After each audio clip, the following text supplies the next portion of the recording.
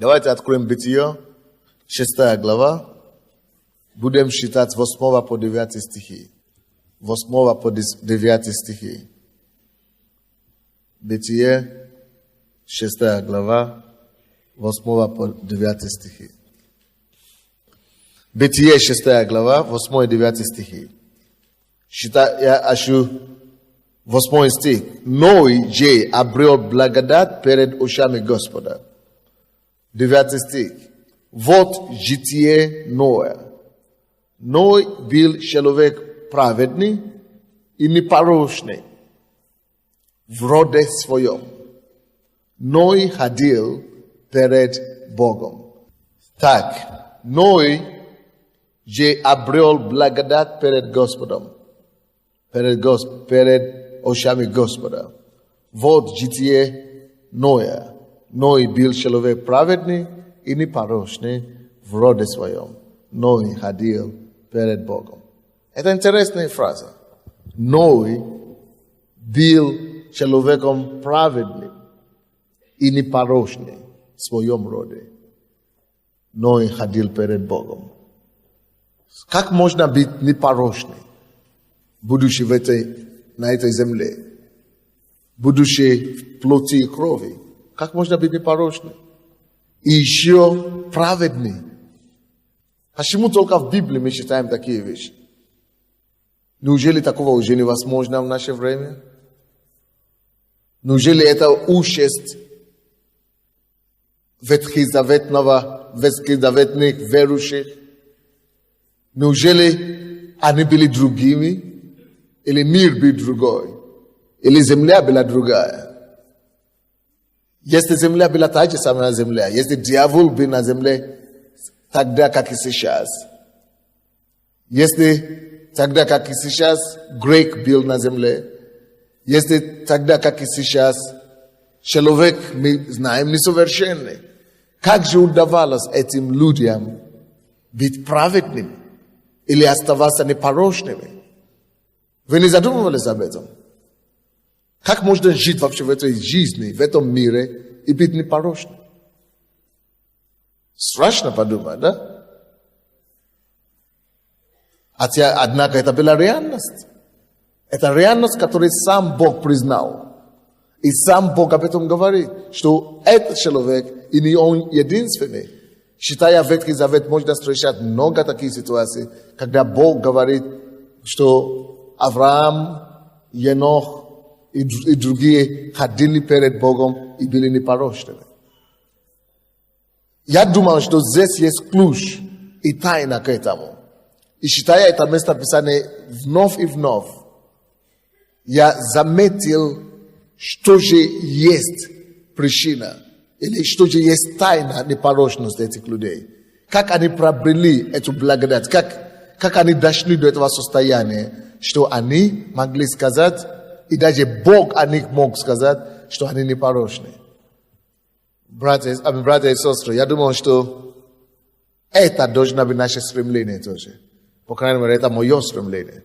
Я хочу жить такую жизнь, чтобы когда я уже уйду с этой жизни, чтобы я мог получить такое же свидетельство, что да, этот человек ходил перед Богом и был непорочный. Я думаю, что если было даже одно случай такое, кроме Иисуса, Иисус это понятно, Сын Божий, но как этим удавалось быть непорочным перед Богом? Значит, есть шанс, значит, это возможно, и значит, можно жить такой жизнью, не так, чтобы быть совершенным, но чтобы быть непорочным, и чтобы быть праведным перед Богом, чтобы ходить перед Богом с чистой совестью. И чтобы мы могли ходить и жить так, и получить свидетельствование ангелов и Бога, что да, этот человек угождал меня, и он ходил в непорочности. Что я увидел здесь? 9 стих. Я думаю, здесь в этом 9 стихе есть тайна, которая может и нам помочь. Ходить в непорочности и быть праведным при нашей жизни, даже при сегодняшнем 21 веке. Здесь написано, вот житие Ноя. Ной был человек праведный. Окей, это факт. и непорочный в роде своем. Okay? Как он стал таким?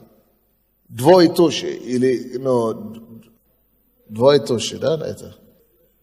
Точка, запятая, да. И написано точка, запятая, это как бы расшифрует нам что-то о том, что было сказано. И говорит, Ной ходил перед Богом. Фраза такая. Это не приложение, это как бы продолжение того приложения, которое было. То есть это как бы раскрывает нам, почему он ходил непорочным и праведным. Потому что он ходил перед Богом. То есть тайна непорочности жизни только в одном. Если человек может представить Бога перед собой и ходить перед Богом, тот, кто может представить Бога не просто как далекий Бог где-то на небе, который живет своей жизнью, а я своей жизнью живу. Вот тайна их непорочности и секрет их праведности именно в этом заключается. В том, что они осознавали Бога настолько близко, они переживали Бога, он ходил перед Богом, потому был праведным и непорочным.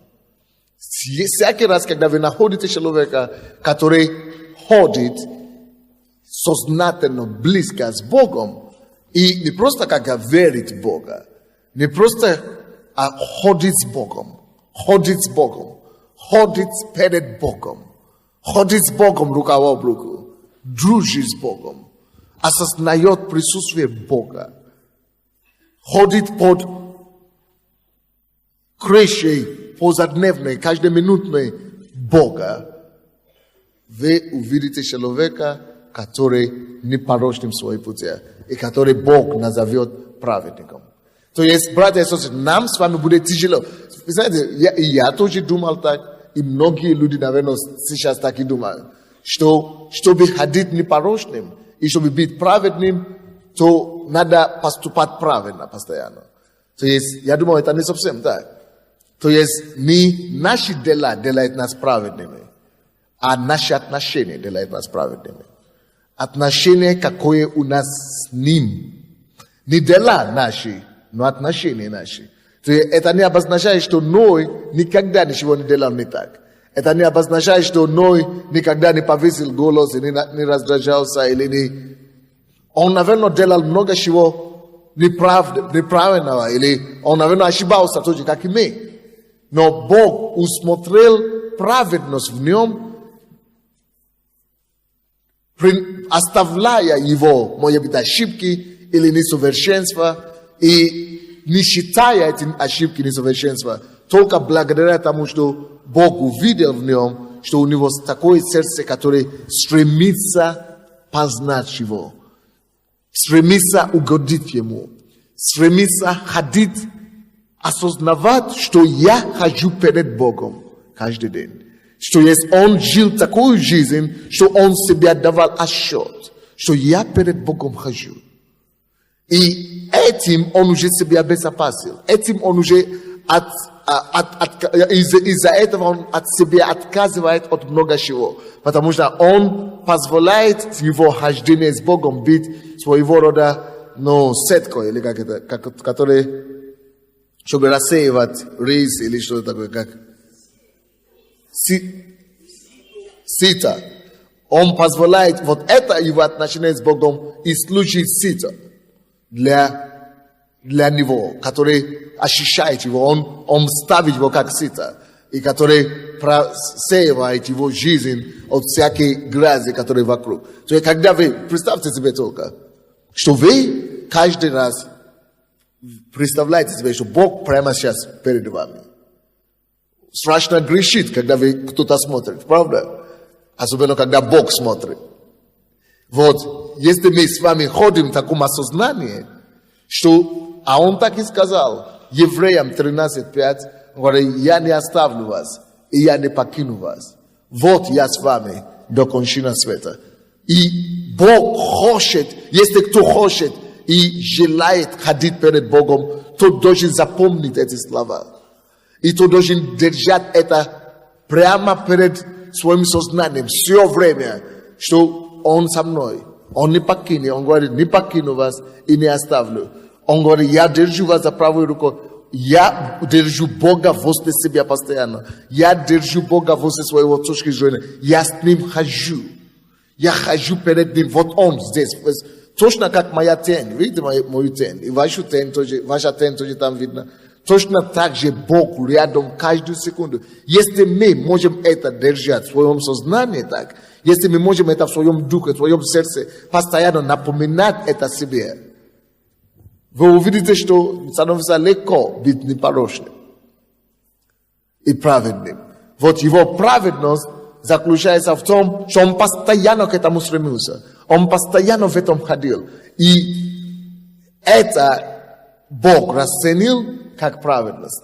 То есть это не его дела конкретные, обязательные, но или то, что он делал, или то, что он не делал, а то, как он расположил себя к Богу. Бог, он говорит, я не лицеприятен, я не смотрю на физические вещи, на внешнее, но я смотрю на что? На сердце человека. Бог смотрит на сердце. И если Бог видит твое сердце, что твое сердце постоянно ходит перед Ним, твое сердце и твое желание это стремится угодить Ему, и что ты постоянно угождаешь Ему, что постоянно облегчаешься, когда ты делаешь что-то неправильно, и сразу же каешься в этих вещах, и что у тебя есть страх Божий, и что ты... Ну, это единственное твое желание, это единственная твоя мечта, это твоя жизнь угодить Ему. Вот. Хотя ты будешь ошибаться в процессе, хотя будут какие-то вещи, которые ты не так делал, но потому что Бог видит сердце, не внешнее, не поступки только видит. Он видит только поступки, но он видит сердце. В Библии написано, что сердце человека крайне порочное, и кто исправит его. То есть то, что Бог смотрит, даже когда кто-то делает поступки неправильные, это какое у него сердце. Если это порок, исходит из его сердца, если его поступки соответствуют с его сердцем, тогда это проблема. Если он делает грязные вещи, и его сердце тоже грязное, вот тогда человек грешник. Но если человек его сердце не хочет делать это, его сердце этого не делает, но где-то ошибался или где-то допустил что-то, он остается праведным перед Богом.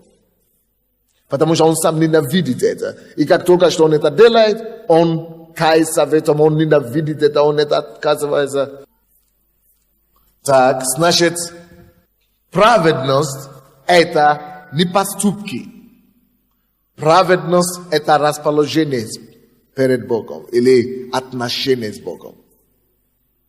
Еще раз скажем. Праведность не дела, не поступки, но расположение, хождение, состояние сердца человека, как он ходит перед Богом. Это понятно нам или нет? То есть человек, который перед собой ставит Бога. Человек, который осознает Божьего присутствия. Человек, который держит его за руку все время. И позволяет ему вести и руководить его поступками, его действиями.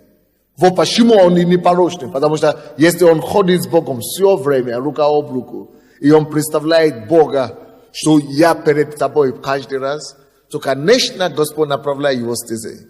И, конечно же, Господь помогает ему поступать правильно. Конечно же, он послушен Богу в этом случае. И он избегает, и он не может совершать просто некоторые поступки, потому что он видит Бога перед собой. Как нам достичь этого? Как нам ходить перед Богом? Вообще, что такое ходить перед Богом? Давайте Псалом 15 откроем. Там есть 8 стих. «Всегда видел я перед собой Господа, ибо Он одесную меня, и поэтому не поколеблюсь». Потрясающая вещь. Он говорит, я не поколеблюсь, я не упаду. Как человек может так уверенно сказать? Многие из нас, хотя мы верующие, мы знаем, что Бог с нами, что Бог всемогущий, но мы не можем так сказать, что я не упаду, я не поколеблюсь. Знаете, почему мы не можем так сказать? У нас не было того, что было у Давида. И он говорит, я не упаду, я не поколеблюсь. Почему? Всегда вижу перед собой Господа. Ибо Он одесную меня. Как это понять? Всегда вижу перед собой Господа. Он одесную меня. Это состояние духа. Он себя воспитал в этом. Он постоянно представляет перед собой Бога, что я с Ним. Так написано в Библии. По-моему, Матфея, 28 глава, 20 стих. Что я буду с вами до кончины века. Я с вами. Ваша проблема в том, что вы это забыли. Или вы не помните об этом. Или вы не осознаете, вернее, это. Но вот тут вопрос заключается в том, что ходить перед Богом нужно это приучивать себя, нужно выучить эту привычку ходить перед Богом. Нужно заставить себя, нужно выработать это хождение перед Богом, чтобы оно стало осознанное только через практику и стало привычкой. То есть он говорит, я не поколеблюсь. Твердость такая, вера такая. Почему? Потому что он смог выучить, научить, приучить своему разуму, приучить своей душе, своему уму, своему духу. Он приучал себе видеть Бога собой все время. Поэтому, если даже что-то случается, угроза где-то, или кто-то начинает его атаковать, он сразу, первое, что он думает, он видит Бога возле себя. Если вы сможете это себе практиковать, ни дьявол вас не победит, не испугнет никто. Вы всегда будете смелы, как лев. Если вы сможете, но очень часто мы думаем, что потому что так написано, что он меня не покинет и не оставит. Мы так говорим, что я так и знал, что он со мной. Я так знал, что он со мной. Но мы-то с вами, если истину говорить, мы осознаем, что мы, вот этот факт, что он всегда со мной, мы это не всегда осознаем. Суета так построена жизнь, суета, что мы начинаем жить своей жизнью. И только когда какой-то случай представляется, или какая-то возможность представляется, или когда какой-то перерыв, или какой-то покой, или обстоятельства такое представляется, тогда мы вспоминаем за Бога. Некоторые люди даже, и я в том числе такой был. Целый день я утром молюсь, и целый день забил. Только когда я пришел домой, только опять вспоминаю. Или вообще на следующий день, только утром опять вспоминаю, что надо молиться. Или в церковь, когда пришел. Это беда, серьезно. Но теперь я уже не такой. Но это годы нужно было, чтобы выработать эту привычку и практику. Уметь и умение практиковать Божьего присутствия. Кто-то сказал, что если вы делаете, психологи так говорят, что если вы практикуете и делаете что-то постоянно в течение 21 дня, что это становится для вас привычкой. Вот возьмите такую здоровую привычку для себя. Практикуйте его хотя бы 21 день, может быть, это станет привычкой. Кто-то, может быть, читал книгу «Доброе утро, Дух Святой». Да? Это Бенегин. Вот он также. То есть это самая тайная, самая сильная тайна. Если вы не хотите поколебиться в вашей вере, если вы хотите всегда побеждать. Потому что когда ты видишь, что он со мной, я вижу его. Не надо даже закрывать глаза. Я представляю себе, что он со мной. Надо просто представлять себе своими духовными глазами. Вот, допустим, если вы закроете глаза сейчас, закройте глаза все. Вы можете себе представить, что кто-то сидит впереди вас или сзади? Вы это знаете. Вы можете это себе представить или рядом с вами? Да? Кто-то сидит? Вы можете представить, кто-то воображать себе, что кто-то там есть. Таким же образом вы можете всегда так внутренними глазами представить присутствие Бога собой. Я всегда это делаю. Каждый раз. И когда я, когда я могу разговаривать, могу не разговаривать, но я всегда его держу возле себя. Либо сзади здесь, либо здесь, потому что я в нем. Я в нем, он окружает меня полностью вообще-то. Он говорит, в тот день вы будете знать, что я в вас и вы во мне. Мир меня не увидит, но вы будете меня видеть. Надо научить себя видеть его. Он говорит, а мир меня не будет видеть, но вы будете меня видеть. Это Евангелие от Иоанна, 14 глава. Видите ли вы его, практикуете ли вы, чтобы его видеть? Не лицо, не черта лица видеть. А вот точно как вы сейчас закрыли глаза, да, и вы смогли себе представить, что кто-то там сидит за вами. Не надо его видеть лицо или черта, женщина, мужчина, это вам ничего ваша проблема. Но сам факт, потому что он есть дух. Сам факт, что он здесь, что присутствует духа его. Вот это и есть самое сильнейшее, это и есть самая главная сила. Я не поколеблюсь, потому что я держу его перед собой. Он же одесную меня. Помните, он говорит, что он нас вместе с ним, он воскресил нас вместе с ним и посадил нас одесную себе.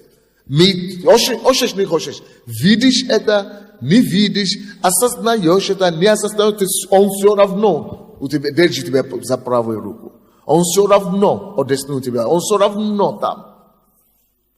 Но когда мы начинаем ходить в этом, когда это проникает в нашу душу, когда это пробивает нашу суету, и мы постоянно это можем держать, это дает нам силу ходить по непорочности.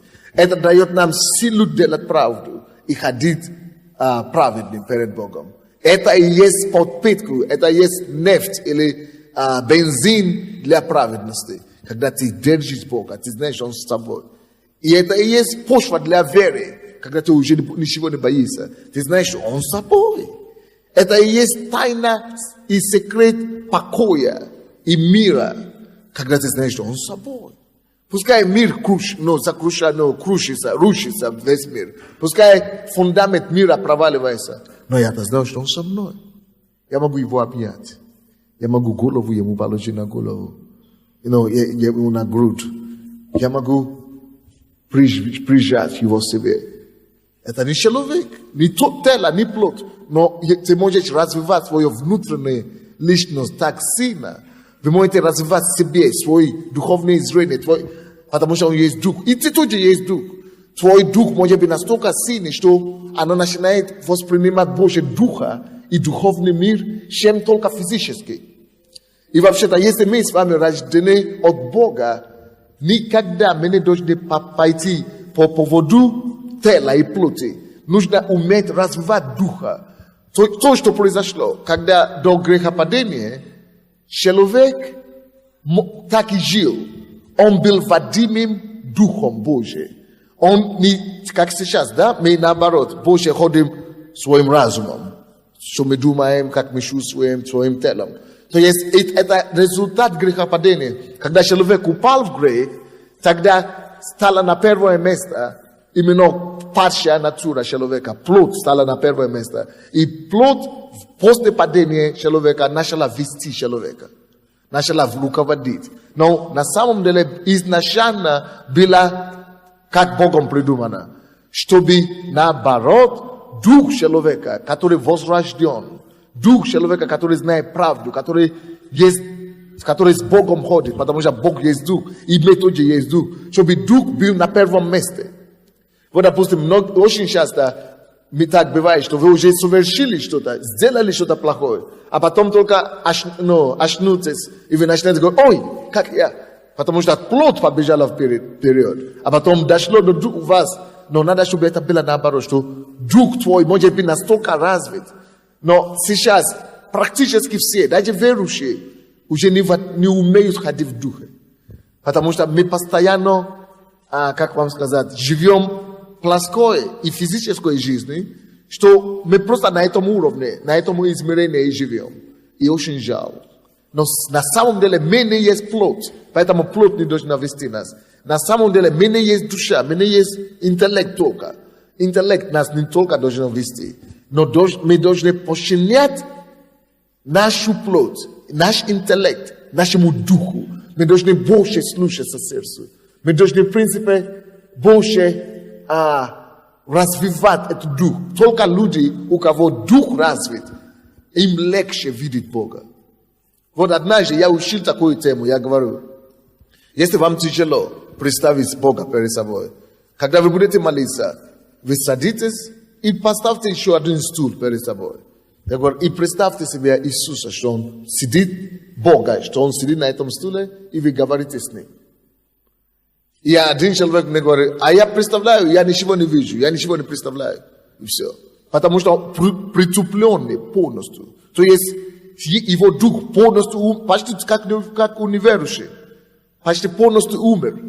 То есть притупленный дух полностью. Притупленный. Это беда. Это значит, человек должен начинать качать дух сейчас. Начинать обновлять разум, чтобы грязи ушли, чтобы больше начинать осознавать Бога. И я даже не представлял, почему людям тяжело. Я даже не закрывал глаза. Я сразу чувствую. Я сразу чувствую его присутствие. Сразу, даже без труда сейчас. Да, может быть, когда-то тоже у меня было так, что надо напрягаться, надо иногда только временами ты чувствуешь присутствие. А теперь не надо даже временами. Это я сам подключаюсь. Я сам вхожу в это присутствие. Любое время. И каждый из нас может это иметь. То есть, и мы должны это иметь. Когда ты ходишь перед Богом, тогда не надо сражаться с грехом постоянно. Знаете, как верующие делают. Мы знаем, что нельзя грешить, и мы начинаем бороться постоянно, бороться. То есть, конечно, будут определенные битвы по-любому. Но вот не то, как когда ты уже ходишь перед Ним, и ты с Ним ходишь, это дает тебе попытку, это тебе дает силу, чтобы легче, ты просто перешагаешь через эти грехи и эти неслабости, потому что ты в духе, ты его видишь в духе, ты в духе настроен. Но когда ты ты не можешь вот так с Богом ходить рука об руку, и ты знаешь, что нельзя это делать, христианство становится скучным. И христианство становится как правило, как набор правил. И ты начинаешь чувствовать, что постоянно ты себя ограничиваешь. Я не могу это делать, это нельзя. И тебе тяжело все время говорить нельзя. И получается, жизнь, тебе будет тяжело быть христианином. Хотя, может быть, ты и не грешишь, но это через муки будет. Но чтобы это было легко, нужно научиться ходить с Духом. Нужно научиться ходить перед Богом. Как Давид это делает? Я держу его перед собой. Научитесь держать Бога перед собой. Он одесную мной. Он рядом со мной. Научитесь вот так держать Бога рядом с собой. Всегда вижу я перед собой Господа. Ибо Он одесную меня. Не поколеблюсь. Поэтому не поколеблюсь. Давайте еще раз закроем глаза. Все. И практикуйте, потому что сейчас благодать это есть. Сейчас Дух Святой здесь. Если вы не сможете это практиковать здесь, то я не знаю, что вы будете делать на рынке тогда, или в транспорте, или в метро. Просто представьте себе, что Он здесь. Над вами, рядом с вами, перед вами, вы в Нем. Давайте все закроем глаза. Просто представьте себе. Можно голову ему положить на грудь, можно обнять, можно держать просто руку. Или можно просто созерцать его присутствие. Просто чувствуешь, что он здесь. И это чаще всего так и будет, что ты просто чувствуешь, что он здесь. Иногда это присутствие накрывает тебя. Иногда это как гусеница, как в твоем теле так проходит. Иногда ощущение. Закройте глаза все. Просто общайтесь с Иисусом лично. Иногда даже дергается. Иногда вам бросается, иногда кричат ужаса, иногда слезы идут. Разные реакции могут быть. Когда вы начинаете только созерцать его присутствие. Он всегда рядом. Он говорит, не покину вас. Слушай, он с тобой. Твоя беда в том, что ты его не видишь. Ты не можешь от него получить помощь, потому что ты его не видишь. Ты его не видишь, не держишь перед собой.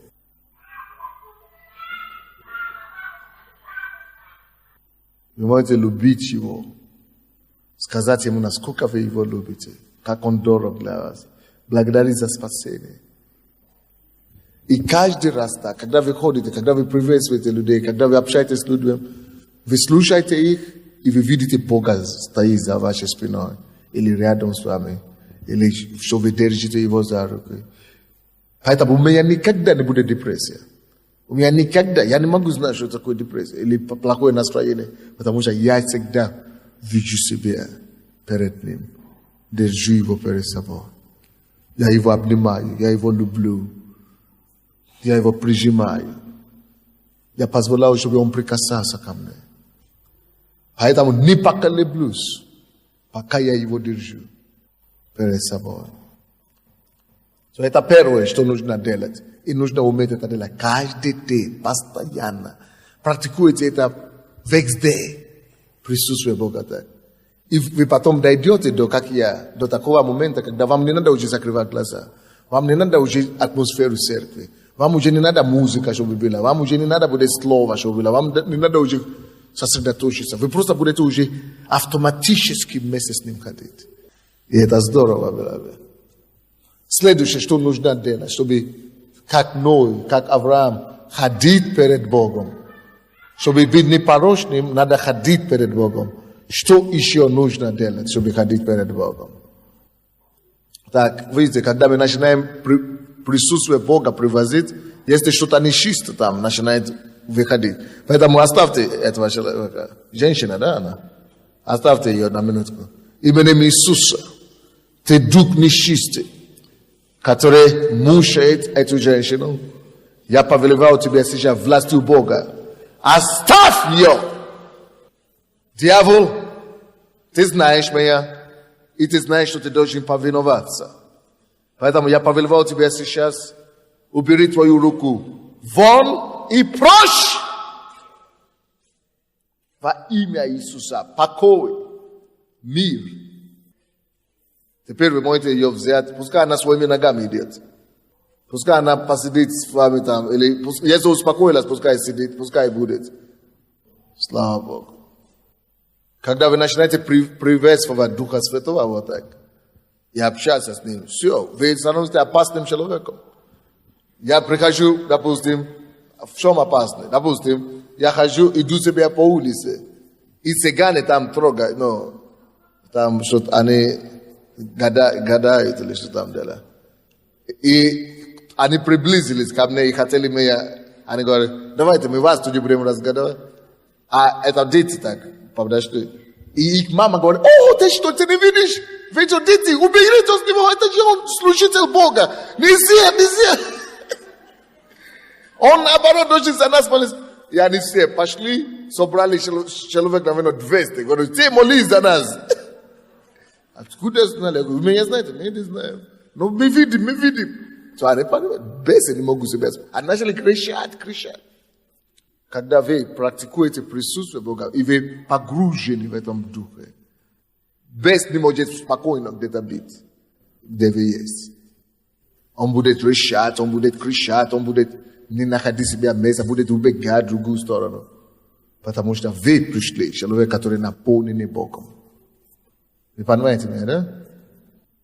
Поэтому я не ищу бесы. Есть некоторые проповедники и верующие, которые постоянно везде ищут бесы. Они говорят, ты одержимый, у тебя проклятие, у тебя, у меня, они у себя ради находят. Что у них какие-то бесы постоянно. Я говорю, надо освобождение сегодня, освобождение завтра, освобождение постоянно. Это ерунда. Если там есть бесы, он сам будет кричать. Не надо, чтобы я его копал, искал освобождение, сегодня еще не свободен.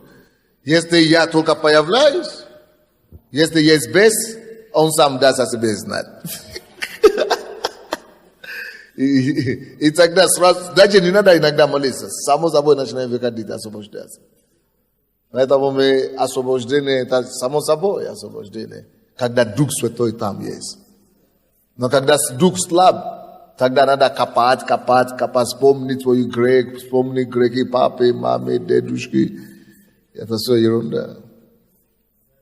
Короче, первое, что нужно делать, это вот так, научиться ходить с Богом. чтобы ходить в непорочности и праведности, нужно научиться ходить перед Богом вот так. Второй. Псалом 33, 19 стих. Близок Господь сокрушенным сердцем и смиренных духом спасает. Чтобы вот так ходить в непорочности и ходить перед Богом, то, что помогает, это, во-первых, практиковать присутствие Иисуса, как я говорил, как можно ходить перед Богом. Во-вторых, надо научиться быть сокрушенным перед Богом. Некоторые просто стоят вот перед Богом, как будто они передо мной стоят, или перед каким-то смертным стоят. Надо научиться плакать перед Богом, надо научиться сокрушиться перед Богом, надо научиться разбивать себе, полностью сокрушаться, смиряться перед Богом. Надо научиться вот сокрушенным сердцем, он близок. Тем, которые трепещут перед Ним. Те, которые дрожат, которые Его уважают, у которых есть страх Господень. Бог приходит обитать с такими людьми. Если вы хотите, чтобы было легче вам ходить перед Богом, чтобы Бог был близок к вам, чтобы ходить в непорочности перед Ним, надо научиться сокрушаться перед Богом. Сокрушаться иногда мы плачем, когда мы сокрушаемся. Это не обязательно в церкви. Иногда в церкви это происходит, во время прославления, поклонения. Иногда это во время молитвы. Иногда у себя просто сам, когда ты один на один. Братья и сестры, одно из самых сильных молитва, которые вы можете когда-нибудь молиться, это когда вы не просто молитесь как традиция, как положено, потому что вы молитесь, потому что положено. Но когда вы начинаете молиться с сокрушением, со слезами, сокрушенным сердцем, нет более эффективной молитвы. Это как экспресс доходит, потому что Бог всегда впечатлен и впечатляется, когда мы всем сердцем, тем более, когда сокрушаемся всей сердцем, всей душой, Бог знает, что мы тогда серьезны. Нужно доказать Богу, насколько мы серьезны, чтобы получить полноту Его тоже благословения. То есть научитесь сокрушаться перед Богом, друзья. Видите, это место Писания, которое мы читали. В 19 стих, да? Близок Господь сокрушенным сердцем и смиренных духом спасет. Потому что сокрушаться – это тоже смирение. Но смирение – это одно уровне. Что ты уже пришел перед Богом, это уже смирение. Но вот сокрушаться – это более глубокое уровень смирения. И когда Бог таки находит, Он обязательно будет близок к ним. Близок. Он приходит к ним. Это сам Бог приходит к ним. Потому что Он видит их сердце. Если вы хотите, чтобы не вы будете искать Бога, а Бог искал вас, научитесь быть сокрушенным с Ним. И когда вы представляете Его перед собой, когда вы обнимаете Его, когда вы Его любите, очень важно сокрушаться в это время. Это делать полное сокрушение. И то, что я обнаружил, когда человек сокрушается перед Богом, он ощущается очень сильно. Ощущение приходит. Когда легче человеку такому каяться, просить прощения за все то, что у него было, или не так было, или за грехи какие-то. А когда человек уже не в состоянии сокрушаться или просить прощения и каяться, это конкретная беда. Значит, человек вышел из-под Божьей благодати. Исайя 66 глава подтверждает эту истину. Исайя 66, 1-2 стих. Так говорит Господь: небо престол мой, а земля подножие ног моих. Где же построите вы дом для меня, и где место покоя моего? То есть он говорит, я не буду жить физически в храмах. Где вы мне не построите ничего, вы меня не удивите ничем. И 2 стих, где же он будет жить, говорит. Ибо все это соделана рука моя, и все сие было, говорит Господь. А вот на кого я призру, на смиренного и какого? Сокрушенного духом, и на трепещущего перед словом моим. Видите как? Говорит, я на такого призру. То есть это он сказал, это нельзя изменить, нельзя как-то подменить, нельзя дать ему взятку, чтобы он по-другому сделал. Если он так сказал, что на смиренных и на трепещущих перед ним, и на сокрушенного он презрит, значит, эти люди всегда будут иметь Божий авторитет у Бога, чем люди, которые просто приходят и смотрят по сторонам, туда-сюда, не могут концентрироваться на Бога, не могут держаться за Богом, не могут сокрушиться перед Богом. У них ничего серьезного. То есть, то, как человек относится к Богу, как я проповедовал в прошлое воскресенье, то такое же отношение он вправе ожидать от Бога. Если кто так относится к Богу несерьезно так, то его же отношение к тебе будет такое же. Человек своим поступком, отношение с Богом, заказывает, какое должно быть Божье отношение к нему. Если Бог говорит так, что нельзя это делать, не делай это, человек трепещет перед Богом, говорит, Господь, ты сказал не так не делать? Я никогда так не сделал. Господь, я никогда это не сделал. Ты говоришь, вот почему я молился за тех, которые заключили завет. Потому что это знак трепет перед Богом. Это есть знак послушания Богу. И Бог любит благословлять таких людей. И поэтому мы молимся за Бог автоматически будет благословлять. Но когда человек говорит, я знаю, что Бог сказал так не жить, но я буду, не могу, или как. У него нет страха перед Богом. Нет трепета перед Богом. Он не сокрушенный человек. Он не смиренный. А человек, который смиренный, он хочет сразу послушаться Богу. Он хочет угодить ему. Он боится Бога. А там, где страха Божьего нет, там свободная дорога в ад.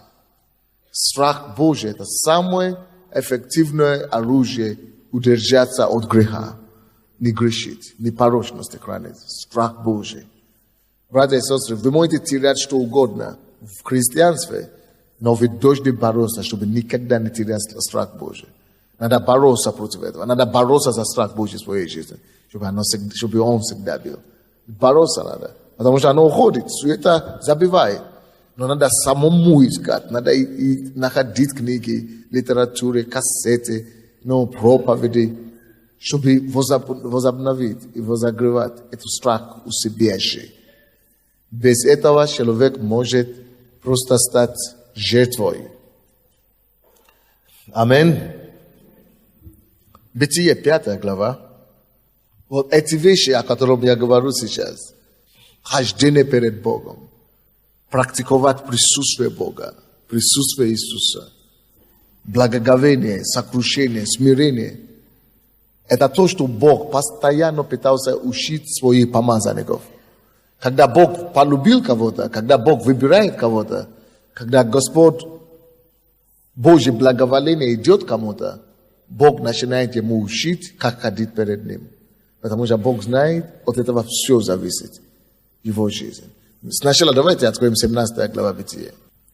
Бог избрал Авраама. И Авраам имел проблему. Он не мог получить обетование, которое Бог ему дал. Не получалось у него.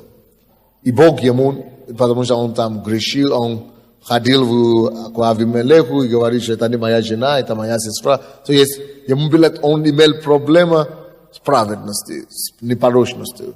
Но Бог ему говорит, не ходи в Египет. Он пошел туда, потому что голод был в стране. То есть он был непостоянный. Наверное, многие из вас тоже находитесь на таком же этапе. Сегодня класс.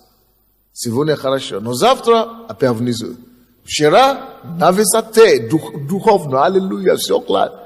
А сегодня опять внизу, настроение уже что-то не так делал. То есть вот Моисей, вот Авраам был примерно, вел такой же образ жизни. Сегодня здорово, завтра плохо, опять послезавтра велас, одну неделю хорошо, 3 недели плохо. И Бог решил ему помочь. Глава 17. С 1 стиха. Авраам был 90, потому что пока он такой, ни мяса, ни рыба, тяжело было ему получить все благословения, что Бог даже ему обещал. Авраам был 99 лет, и Господь явился Аврааму и сказал ему: «Я Бог всемогущий». И видите, что он скажет следующее: «Ходи передо мной». То есть, поставь меня перед собой. И ходи вот так. Представь себе, что ты ходишь передо мной каждый день. Ходи передо мной и будешь непорочен. Видите как? Бог ему дает тайну, секрет, как быть непорочным. И он просто ходи, представь меня перед собой. Ходи передо мной. Представь, что ты не ты просто здесь бродишь, и пока я там на небе. Нет, я с тобой, я здесь вот. Ты представь себе, что ты со мной ходишь, что ты передо мной каждый раз ходишь. Я с тобой, я удесную тебе. И будешь непорочен. Бог ему дает тайну. И только в результате этого, после того, как он уже вот так стабильно ходит, тогда Бог может начинать все обетования его исполнять в его жизни. Бытие, 5 глава. Ходить с Богом, ходить перед Богом — это тайна и путь угождения Богу. Только так можно Богу угодить. 22 по 24 стихи, 5 глава. И ходил Енох перед Богом. Видите? То, как-то получает какой-то комплимент от Бога. То, у кого что-то получается в Библии. Кто высоко возвещен Богом. Вы увидите, если особенно он праведен, непорочен, всегда тайна в одном заключается. Они ходили перед Богом. Как ходить перед Богом? Мы уже вам говорим, представьте себе Бога. Он здесь со мной. И ходите перед Ним. Практикуйте присутствие Бога. Он вездесущий. Он говорит: я не оставлю тебя, я не покину. Я держу Бога перед мной, ибо Он одесную меня. Практикуйте вот такое присутствие. Еще научитесь сокрушаться перед Ним. Благоговение, трепете. Вот этим тоже мы ходим перед Богом. И ходил Енох перед Богом по рождению Мафусала 300 лет и родил сынов и дочерей. Всех же дней Еноха было 365 лет. И ходил Енох опять перед Господом, перед Богом, и не стало его, потому что Бог взял его. Почему Бог взял его? Потому что возмездие за грех — смерть. И раз он ходил с Богом, был непорочен, не грешил, он не должен вкусить смерть. Потому что он не должен получить возмездие за грех. Он не грешил. И возмездие греха не может на него оказать влияние. Бог поэтому взял его. Он не только победил грех через хождение перед Богом, он победил последствия греха. Последствия греха, как болезнь, нищета, депрессия, все проблемы жизненные, конфликты, это все последствия греха. Когда человек ходит перед Богом, он также и побеждает эти последствия. Неудачи, то есть меньше проблем, короче. Если вы найдете человека, кто ходит перед Богом, как будто у него нет проблем. Потому что присутствие Бога, оно снижает, оно уничтожает. Оно устраняет эти физические, потому что перед Богом никто физически не может удержаться. Дьявол сам не может удержаться. И смерть даже исчезла. Даже смерть исчезла. Потому что человек ходил перед Богом. Не устояла смерть. Потрясающая вещь. Научитесь это делать. Обычно, что я об этом проповедую постоянно. Но обычно, как люди делают, люди однажды живут так, а потом забывают. Не расстраивайтесь, если так. Не расстраивайтесь. Только напомните себя еще раз и начните опять практиковать. Если вы забудете, даже до того, как вы дойдете до дома, ничего страшного. Напомните себе и опять дальше. И почаще напоминайте себе, и почаще, и почаще. Хорошо? Не будет это все за один день, потому что надо приучивать себя. Понятно, нет? Я помню, когда, наверное, кто-то тоже помнит здесь, в 96-м году, по-моему, мы попали в аварию. Зимой было. Мы ехали из Донецка. Вот как пастор Борис. И, мои водители, я не знаю, сколько они ехали. Лед было. Лед по дороге. И они на BMW ездили. А я спал, потому что я там проповедовал, и я уже устал и спал. И кувет там же. Машина развернулась на другую сторону, да? Слава Богу, что никакая машина не ехала. А потом выбросилась в другой кувет, который с другой стороны. Если кто ездит в Донецк, недалеко от Донецка, такие куветы высокие, резкие, такие глубокие. И пока они начали, потому что развернули, а потом и меня что разбудило? Крики эти два водителя, они менялись. Один сзади, другой впереди, а я впереди спал. Такие крики я никогда не слышал. Я спал. Эти страшные крики. Когда тяжело, когда опасность грозит, все могут кричать. Это в церкви не могут все кричать. Но когда беда приходит, все сразу, не надо научиться. Это автоматом приходит. Короче, они такие дикие крики. Во сне я понял, что что-то страшное случилось. И я даже еще не успел, потому что быстро все это происходит. Машина. Когда я пытался открыть глаза, я видел, что моя голова как внизу. То есть машина же разворачивается.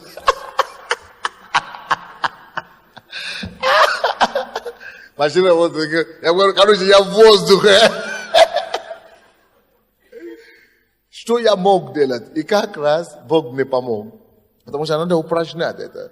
Даже то, что я пастор и так далее, это не значит, что я мог бы среагировать правильно. Но мне чем повезло в том, что как раз в то время, целый месяц, только что читал проповедь о том, как Иисус, которого ты не познал. Вот. И я как раз говорил об этом, о том, что практиковать присутствие Иисуса и так далее. И я сам практиковал это как раз к такому моменту, до того. Может быть, как раз сейчас Бог эту проповедь дает кому-то, чтобы вы могли избежать последствий греха или избежать какие-то катастрофы, чтобы вы могли практиковать Иисуса, присутствие Иисуса. Потому что случилось, когда я уже понял, что человек в воздухе, а ребята, мужики же, кричат, орут, я-то знал тут же, интуитивно, что Ари, или как там, Ари, это уже не это спасет.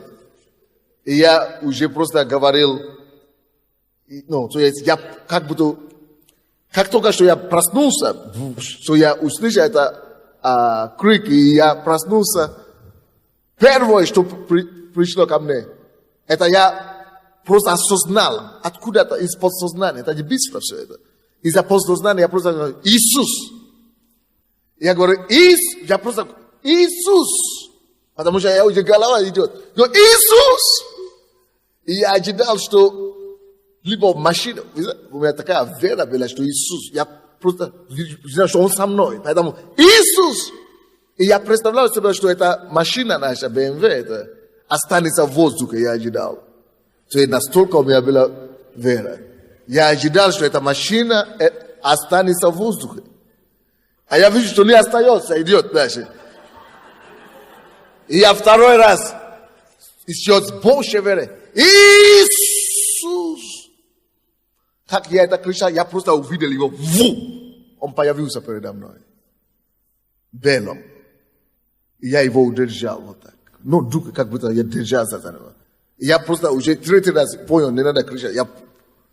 Все, мы будем спасены по-любому. И вдруг, вместо того, чтобы оно развернулось вот так, оно уже разворачивалось вот так, и там было, электрическое, это самое, столб.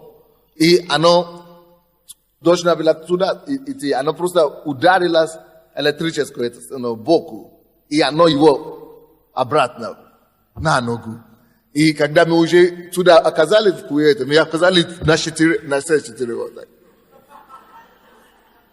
То есть ни головой там нет, просто вот, как будто кто-то взял и оттуда положил.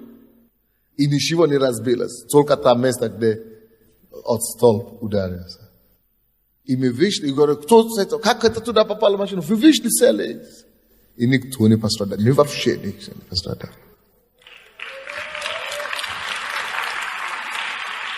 Иисус всегда рядом. Иисус всегда рядом. Но проблема с верующими. Поэтому я говорю, я не понимаю, как можно девушки, некоторые, вы знаете, это где происходит везде, изнасилуют девушки и так далее. Если вы ходите в церковь, если вы знаете Слово Божье, знаете себе, как ходить с Богом, я не представляю, что буду какие-то девушки из нашей церкви изнасилованы. Или, может быть, просто недостаточно знать. Надо вам научиться. То, что вы ходите в эту церковь, это еще не значит, что ничего не будет. Но вам надо научиться жить с Богом. Надо научиться ходить с Богом. Вот это и есть гарантия. Вы слушаете меня, да? Или разные катастрофы происходят с людьми. Авария там или что-то еще. Все это можно остановить. Только когда он говорит, я не поколеблюсь.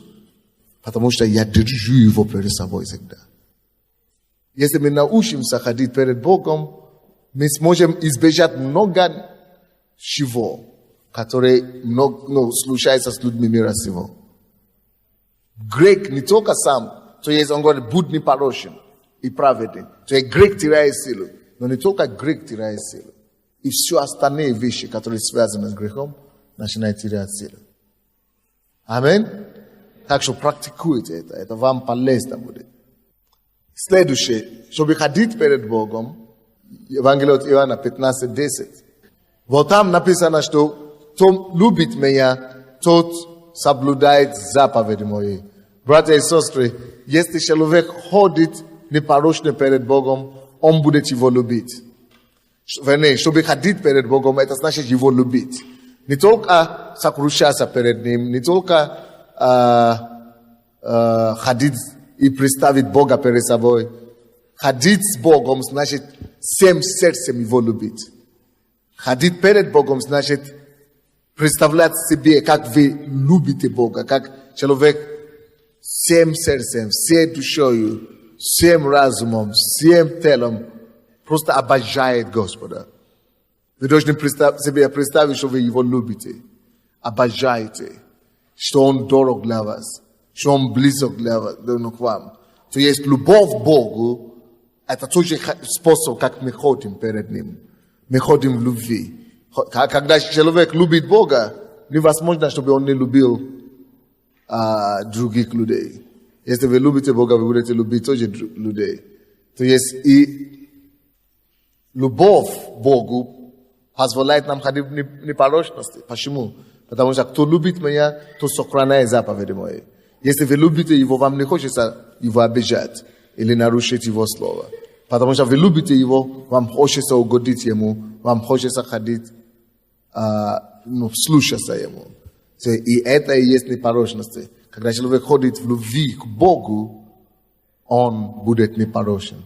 Он будет ходить перед Богом. Так что послушайте, Ной одел перед Богом, Ной был непорочен перед Богом и праведный только по одной причине, потому что он ходил перед Богом. Но в 8 стихе написано, Ной приобрел благодать в глаз Бога. Он приобрел благодать. Слушайте, чтобы ходить перед Богом, благодать нужна. Это важно. Это самое важное, что я могу вам сказать на сегодняшний день. Научиться ходить перед Богом, это тоже благодать. Научиться держать Иисуса перед собой, это тоже благодать. Поэтому вам нужно просить эту благодать у Бога. Чтобы Бог вам дал благодать, научиться его созерцать. Благодать научиться представить его перед собой. Благодать видеть его. Когда вроде бы никто ничего не видит, а вы его видите. Это тоже благодать. Он приобрел благодать, поэтому это все стало возможно. Если без благодати вы будете биться, и не получается все. нужно и благодать. Это 8 стих, где мы читали. 6 глава, 8 стих. Но приобрел благодать. И все остальное, это уже последствия благодати. То есть это конкретная благодать на то, чтобы уметь ходить перед Богом. Это конкретная благодать, чтобы видеть, осознать и держать Бога перед собой. Это большая сила. Когда эта благодать приходит, оно легко становится. Что такое благодать? Благодать – это незаслуженная какая-то сила, способность. То есть вам не надо напрягаться, чтобы это пришло. То есть если оно благодать, то оно автоматически, оно как бы легко становится для вас. Ходить перед Богом. Аминь. Кто бы хотел действительно приобрести эту благодать, хождение перед Богом, непорочности. Давайте закроем глаза, обратимся к Нему, чтобы Он дал нам эту благодать. Дружить с Богом, ходить с Богом, рука об руку.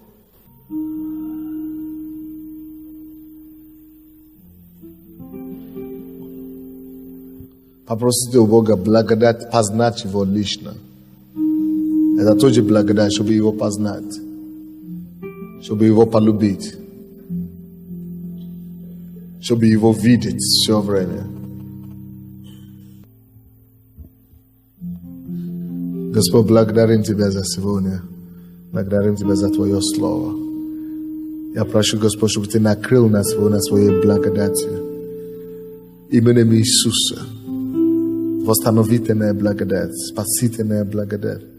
Твоя благодать, Господь, которая позволит нам созерцать Тебя, ощущать Твою близость, Твое присутствие. Благодать, Господь, которая даст нам видеть Тебя все время, ходить с Тобой, держать Тебя рука об руку и видеть Тебя, держать Тебя в правой и десную себя. Господь, дай нам эту силу, эту благодать Твою, чтобы легко стало для всех нас с Тобой ходить и с Тобой жить, и ходить в непорочности и в праведности. Спасибо Тебе, Господь, что Ты это сделаешь для нас. Во имя Иисуса Христа. Аминь.